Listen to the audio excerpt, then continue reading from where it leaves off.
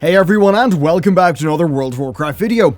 The world of Warcraft, for the most part, is static. It doesn't really change to reflect the events of, the in-game questing. This has begun to change, though, with, say, Silithus receiving an endgame revamp to reflect Sargeras' final move before being put on ice. But prior to this, bar maybe the blasted lands for Warlords of Draenor, AZEROTH hasn't seen much change since the Cataclysm, where they revamped both Eastern Kingdoms and Kalimdor. While that expansion was focused on a certain big angry dragon, it also did feature renewed hostilities between the Alliance and the Horde, with this being a pretty damn major part of a good few leveling zones. Well, in Battle for Azeroth, this faction conflict is taking center stage, so naturally, we're led to wonder what will happen to the world itself, and whether Blizzard will make the faction war actually impact the game world.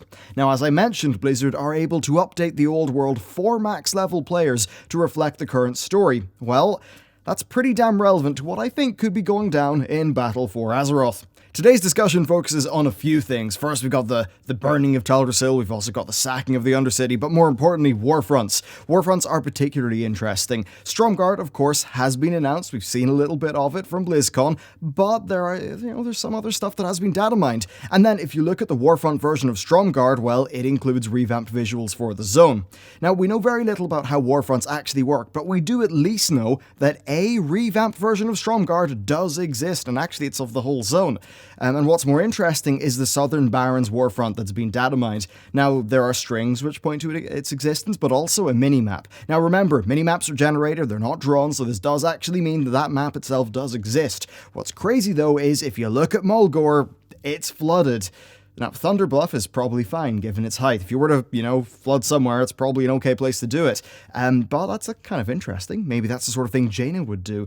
It would make sense, of course, for the Alliance to redouble their efforts on Kalimdor. Now, there is another prototype Warfront in the data. That could just be another, it could turn into another named one, or it could just be a test environment. What we do know, though, there are two Warfronts, and they appear to have decently major changes to their respective zones. So with all that said, let's take a look at this new revamped Erithai. Okay, so let's take a little bit of a look at the new Stromgarde and Erithai Highlands. Now, when I say the new, of course, this is the Warfront version and the footage that I've been able to find for that. And the reason why I'm doing this voiceover bit is basically just to kind of ensure everyone knows what we're looking at here. So this is the Warfront version. As you can see, it's a lot of garrison assets that are being repurposed to make Stromgarde itself look like a big new fortress.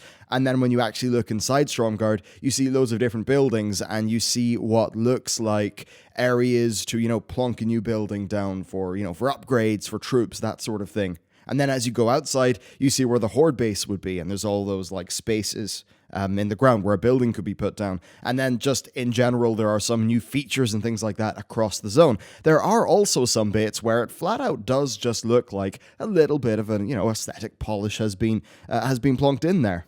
Now, of course, this is probably not what it's actually going to look like whenever we play it, and it's certainly not the case that they're just going to replace the current Erithai Highlands with this. But there is the idea that they eventually have this sort of kit of assets for, alliance buildings, for horde buildings, and that they can apply these to a phase of a zone to essentially bring the war to any given zone that they want, be it through the war fronts and making the actual maps for that, or some sort of permanent semi-permanent max level phase that a zone could exist in, and we'll talk about that a little bit more in this video. But generally, yeah, there's some new assets here, and I suppose it's kind of interesting mixing the old world with new assets. Sometimes that does look a little bit funky, but at the end of the day, it's Blizzard. When it comes to environmental art, they're pretty damn good, so I'm pretty sure they'd be able to get around that problem. But there you go, a quick little look at the shots that we've got of the new Stromgarde. After looking at this, I'm particularly interested in it because Blizzard seemed to have been deliberately a bit cagey about what would actually impact the world when they were talking about all this stuff at BlizzCon. It almost sounded like Warfronts could, and that Warfronts were also some sort of timed event. After all, Blizzard did say that they weren't sure if Warfronts would even be up 100% of the time, which almost makes me wonder if they're kind of like a newer version of Wintergrass with, okay, very different mechanics, but the core thing being that maybe instead of a few hours, it's a week, and there's actual changes to the zones. It's impossible to know, of course. And then, scoring this would be really hard on a server-by-server basis because of cross-realm stuff, and, there's also balance concerns with how gear works. I suppose they could do it in the same way they do the Call of the Scarab event. Maybe that tech already exists. But as always, though, the question is why? Other than it being cool, why would Blizzard put the time into revamping a zone that doesn't have any content in it? Right now, we're seeing these Warfronts make sense pretty much as a new map for PvE content. Permanent world changes, though, that would be a cool reflection of the story of Warfronts, but would, what would you actually do there in the uninstanced version of the updated zone? Would it just be there, to sort of reflect what's happened, but not really have any mechanics or gameplay? Kind of tricky. If you were to put something there, then the easiest thing, of course, would be world quests, which would not be massively interesting in my view. Now, if they were able to have NPC armies of both sides skirmishing a bit, that could be a cool backdrop for regular PvE content. And it'd likely, be tied into the Alliance Horde war effort of each faction. You could maybe even do some sort of souped up version of patch 5.3. Now, I know 5.3, not fondly remembered because of its grindy nature, but the idea of faction-based mini-bosses and some of the events there were quite cool. Now, if you were to combine that with some of the AI stuff that Blizzard is developing for Island Expeditions, then, well, maybe that could be a bit of a fresh new take on some elements of world content. Of course, this is all wild speculation, and the speculation is only made possible by how Blizzard were sort of intentionally vague about not only Warfronts themselves, but the surrounding stuff that sort of would come along with Warfronts. After all, Alex, he really was teasing quite hard there, so I think it's possible there could be something. That said, Alex can be quite a fun, trolly fellow. But yeah, that's Warfronts. We've got Stromgarde and we've got the Barrens. Now, narratively, Stromgarde is a key defensive location for the Alliance, and it would make a great foothold in the region for the Horde, especially since they just lost the Undercity.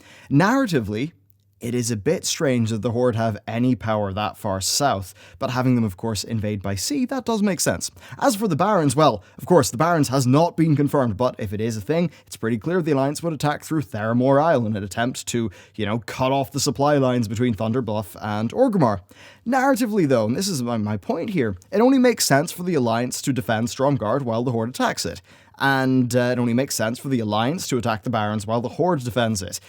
Does this mean that there's only one offensive map and one defensive map per faction? The Horde defending Stromgarde for the Alliance, that would involve a bit of a shift in power. Now, Blizzard said that Warfronts probably would be more of an event-based thing, not up 100% of the time, so, not something you can just always queue for. Well, what if there are some sort of permanent changes based on the outcome of a season? I think it would be kind of cool if Blizzard were able to pull that off. Now, of course, gameplay actually affecting the world is a very, very rare thing in World of Warcraft. I think having a level 120 phase of a zone be affected by the outcomes of the war, you know what, that would actually really bring the feeling of the war to life, especially if there was then something to do in those zones in the uninstanced version. That said, balancing all this is extremely hard. Winning 2 Winter Grasps in a row, that was fine back in Wrath because it was every few hours, it didn't really matter, but if Warfronts were in a longer time frame, then there could definitely be some issues if there was to be permanent stuff going on in the world. Now, if we're to move on past these 2 Warfronts, it's certainly going to be interesting to see the changes to Tirisfal Glades and Teldrassil. What we've already seen of Teldrassil from a distance looks, it looks pretty cool. I definitely want to see that up close. I'm not really sure, though, if there'll be much in the way of endgame content in either location, based on what we've currently seen. More than anything, though, I hope that Blizzard look at how effective changing the world at Silithus was, in the sense of having the game narrative impact the world itself. And of course that happened in the Vale of Eternal Blossoms as well, and this continuing to happen through BfA would be very, very cool indeed. Imagine if we had, say, pre-patch style Legion invasion-like content, where both sides would descend upon a zone and battle it out. Maybe if you were to call this feature something, maybe flashpoints would be a good name. So they develop a bunch of zones, and every few days they'd have them change hands between players. Hell, if the narrative supports it, then that actually would make a pretty damn cool Battle for Azeroth pre-expansion event. But yeah, I think you see what I'm on about there. And past this, if you just think about the patch potential, the state of this war will change from 8.0 to 8.2. So having a patch add content to reflect the changing war and the changing, the shifting landscape and balance of power, that would be a very effective way of telling the story. Anyway, all we actually know is that a revamped version of Arithai Highlands is there for the Warfront system. What's more important though is it sparks off an interesting discussion about updating the parts of the world, but of course nothing is confirmed. And with all that in mind, would you be interested in seeing sort of targeted gameplay-focused updates to old zones, such that they would be brought into the Alliance versus Horde War as a thing you could do or see in this expansion? I think it'll certainly be interesting to see how all of this pans out and how they balance the faction war with the other stories, like say Gahun and Ashara, who, you know what, whether you're Alliance or Horde, you're definitely worried about, both of those things. So it's definitely going to be a very interesting expansion narratively, and in terms of game design, I'm really keen to see what they do to the face of AZEROTH itself. But that is it for this video. Thank you very much to everyone over on Patreon for supporting this content. Over on Patreon, you can get early access to non-news videos, you get AMAs, the behind-the-scenes stuff, and vlogs. It's a really fun time, and in these days of YouTube, it's extremely helpful. So a humongous thank you to everyone over on Patreon for helping us out, and thank you very much for watching this video. With all that said, I will see you next time.